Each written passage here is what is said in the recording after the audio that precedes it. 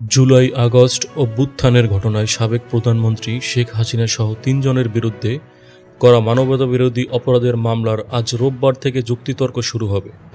আন্তর্জাতিক অপরাধ ট্রাইব্যুনালের অনুমতি সাপেক্ষে যুক্তিতর্ক সরাসরি সম্প্রচার করা হবে।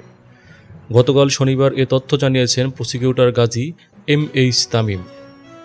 এর আগে বৃহস্পতিবার এ মামলার তদন্ত কর্মকর্তা ও শেষ সাক্ষী মোহাম্মদ আলমগীরকে আসামিপক্ষের রাষ্ট্রনিযুক্ত আইনজীবী জেরা শেষ করেন। ২৮ কার্যদিবসে এ মামলার ৫৪ সাক্ষীর সাক্ষ্যগ্রহণ শেষ হলো। সাক্ষ্যগ্রহণ শেষে প্রসিকিউটর মিজানুল ইসলাম সাংবাদিকদের বলেন, তদন্ত কর্মকর্তার জেরা শেষ হওয়ার মধ্য দিয়েই এই মামলার সাক্ষ্যগ্রহণ শেষ হয়েছে। আমরা ৫৪ জন সাক্ষী উপস্থাপন করেছি। সাক্ষীদের জবানবন্দির মাধ্যমে আসামিদের বিরুদ্ধে অভিযোগ প্রমাণ করতে সক্ষম হয়েছি।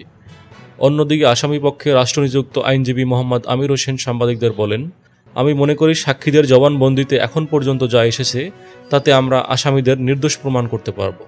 এ মামলায় শেখ হাসিনার পাশাপাশি বাকি ২ আসামি হলেন সাবেক স্বরাষ্ট্রমন্ত্রী আসাদুজ্জামান খান কামাল ও পুলিশের সাবেক মহাপরিদর্শক আইজিপি চৌধুরী আবদুল্লাহ আল মামুন।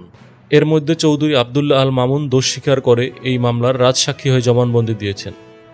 জেরার সময় রাষ্ট্রপক্ষে উপস্থিত ছিলেন প্রসিকিউটর মোহাম্মদ মিজানুল ইসলাম, গাজী এম.এইচ. তামিম প্রমুখ। এর আগে ৮ অক্টোবর মামলার মূল তদন্ত কর্মকর্তা মোহাম্মদ আলমগীরকে তৃতীয় দিনের মতো জেরা শেষ করেন শেখ হাসিনা ও কামালের পক্ষে রাষ্ট্রনিযুক্ত আইনজীবী মোহাম্মদ আমির হোসেন। এরপর যুক্তিতর্কের জন্য দিন নির্ধারণ করেন ট্রাইব্যুনাল ১ এর চেয়ারম্যান বিচারপতি মোহাম্মদ গোলাম মর্তুজা মজুমদারের নেতৃত্বাধীন ৩ সদস্যের বিচারিক প্যানেল। সব মিলিয়ে মোট ২৮ কার্যদিবসের এ মামলায় ৫৪ সাক্ষীর সাক্ষ্যগ্রহণ ও জেরার কার্যক্রম সম্পন্ন হয়েছে। এবার যুক্তিতর্ক শেষ হলেই রায়ের দিন ধার্য করবেন ট্রাইব্যুনাল। ৭ অক্টোবর দ্বিতীয় দিনের মতো জেরা শেষ করেন আমির হোসেন। ৬ অক্টোবর এ জেরা শুরু হয়। ৩০ সেপ্টেম্বর শেখ হাসিনা সহ ৩ জনের বিরুদ্ধে তৃতীয় দিনের মতো সাক্ষ্য দেন তদন্ত কর্মকর্তা আলমগীর। তিনি এ মামলার রাষ্ট্রপক্ষের ৫৪তম বা সর্বশেষ সাক্ষী। জবানবন্দিতে বিভিন্ন তথ্য তুলে ধরেন তিনি। এর মধ্যে গত বছরের জুলাই আন্দোলন চলাকালীন ৪১টি জেলার ৪৩৮টি স্থানে হত্যাকাণ্ড ও ৫০টিরও বেশি জেলায় মারণাস্ত্র ব্যবহারের কথা উল্লেখ করা হয়েছে। ২৯ সেপ্টেম্বর দ্বিতীয় দিনের মতো জবানবন্দি দেন এই তদন্ত কর্মকর্তা। সেদিনও বিভিন্ন তথ্যের পাশাপাশি নিজের জব্দ করা জুলাই আন্দোলনের নৃশংসতা নিয়ে যমুনা টেলিভিশনের একটি প্রতিবেদন প্রদর্শন করা হয় ট্রাইব্যুনালে।